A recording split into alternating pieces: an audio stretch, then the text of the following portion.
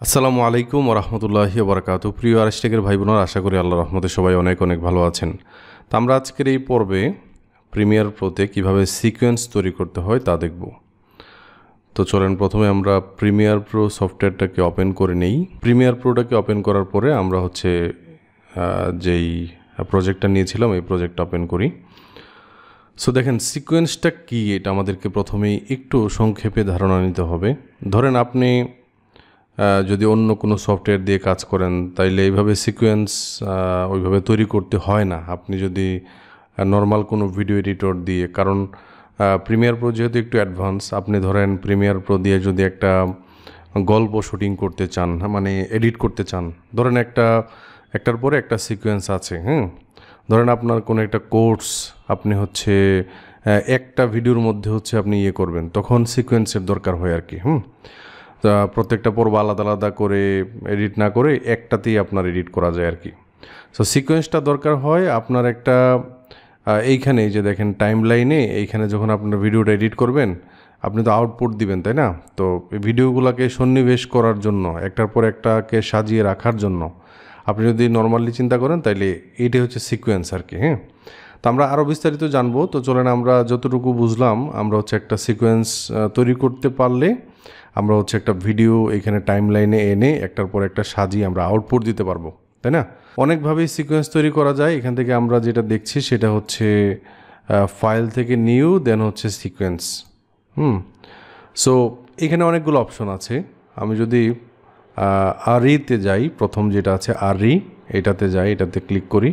তারপর এখানে দেখেন 180p এবং 2880p। তো এখানে যদি ক্লিক করি 180pতে, তো দেখেন এখানে অনেকগুলো অপশন আছে।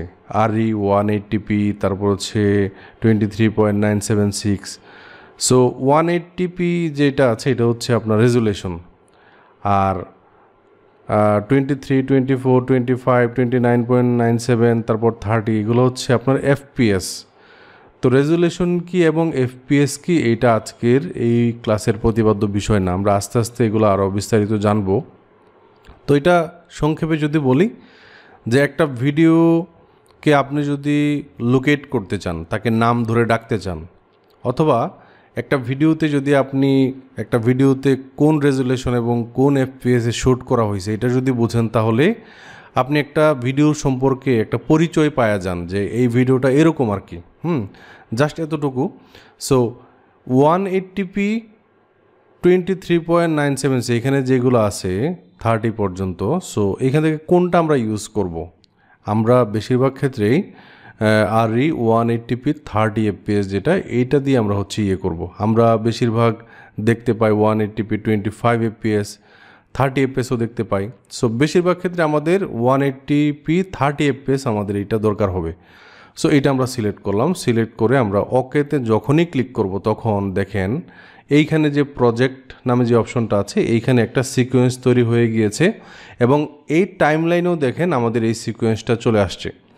সো এই টাইমলাইনে কী কী থাকে না থাকে এগুলো আমরা আস্তে আস্তে জানবো। বাট সিকোয়েন্সের এই জায়গাতে দেখেন একটা সিকোয়েন্স তৈরি হয়েছে, সিকোয়েন্স 01, এবং এই সিকোয়েন্সের নাম অনুযায়ী কিন্তু এখানে সিকোয়েন্সটা এখানে চলে আসছে। ঠিক আছে? তো আশা করি বুঝতে পারছেন। তো এই যে বিষয়টা আছে, এই সিকোয়েন্সটা, এখন আমরা এই সিকোয়েন্সটা তৈরি করার পরে আমরা আমাদের কোনো একটা ফুটেজ ইম্পোর্ট করতে পারি। সো এখান থেকে আমরা যদি ইম্পোর্টে ক্লিক করি, অথবা এখান থেকে ফাইল থেকে আমরা যদি চলে যাই ইম্পোর্টে, তাহলে আমরা পারবো। সো ধরেন আমি এইখান থেকে একটা ভিডিও ক্লিপ আমরা এখান থেকে নিয়ে আসছি। এইখানে আপনার মোবাইলে করা, আপনি এই ক্লাসটা তো আপনার করতে হবে, তাই না? প্র্যাকটিস করতে হবে। সো আপনি আপনার মোবাইলে করা অথবা পিক্সেলস থেকে কোনো একটা ভিডিও ডাউনলোড করে আপনি এটা নিয়ে আসতে পারেন। সো দেখেন আমাদের এই ভিডিওটা এখানে আসছে।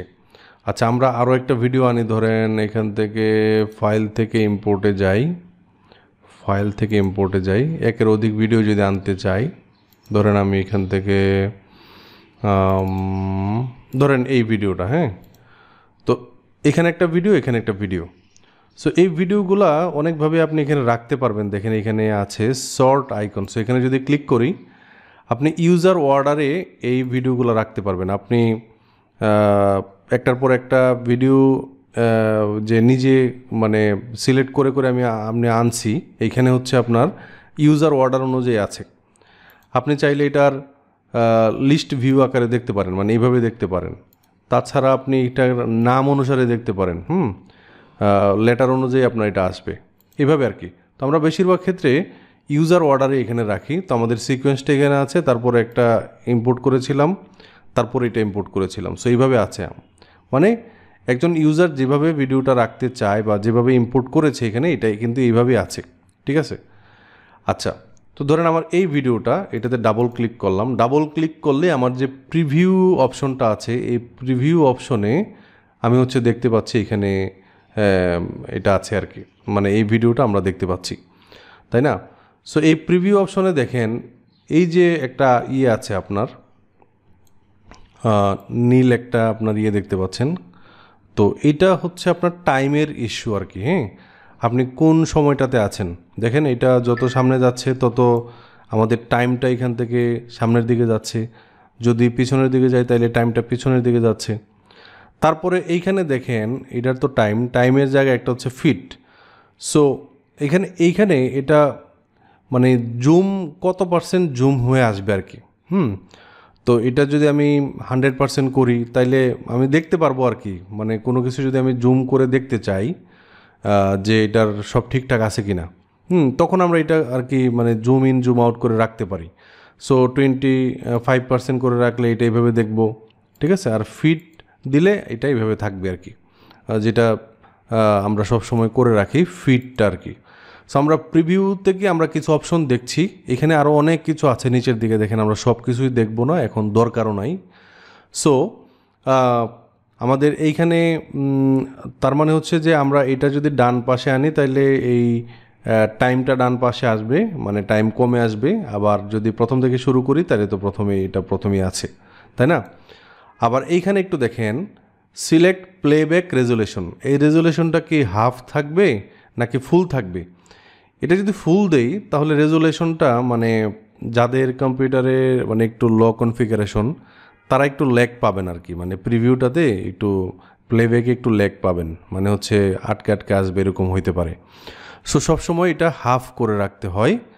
হাফ করলে হচ্ছে আপনি ভালো পাবেন আর কি, প্লেব্যাকটা ভালো পাবেন আর কি।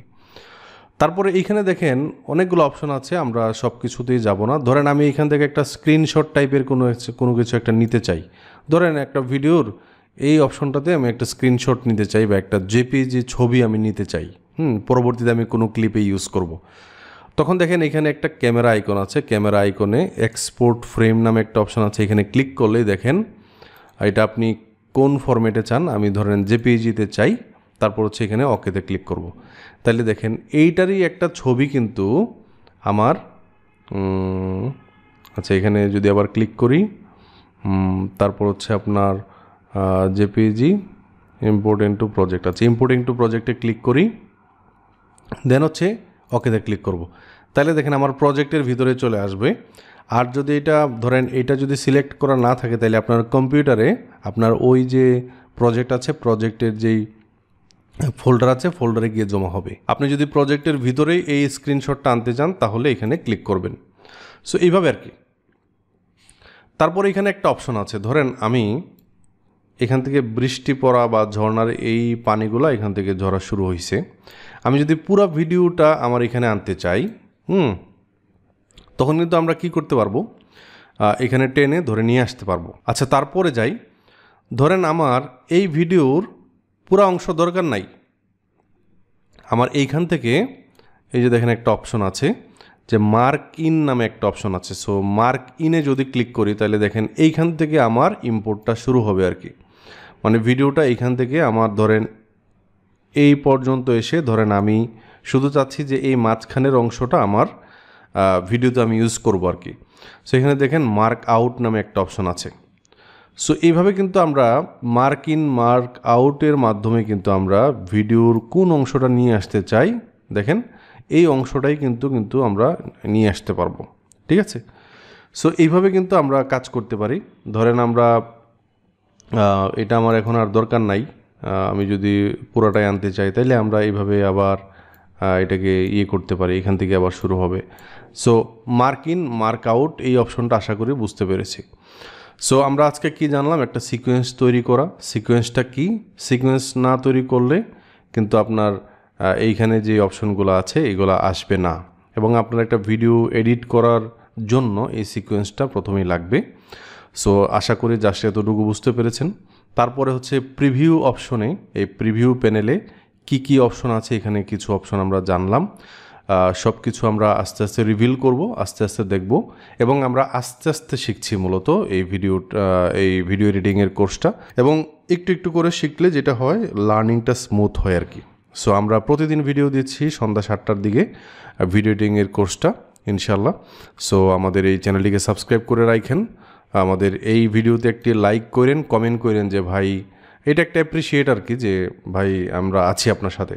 সো আজ এ পর্যন্তই, আমরা হচ্ছে জাস্ট এটাকে আমরা সেভ করে রাখবো, যে যতটুকু আছে ততটুকু। দেখা হচ্ছে পরের পার্টে ইনশাল্লাহ। আসসালামু আলাইকুম ওয়া রাহমাতুল্লাহি ওয়া বারাকাতুহু।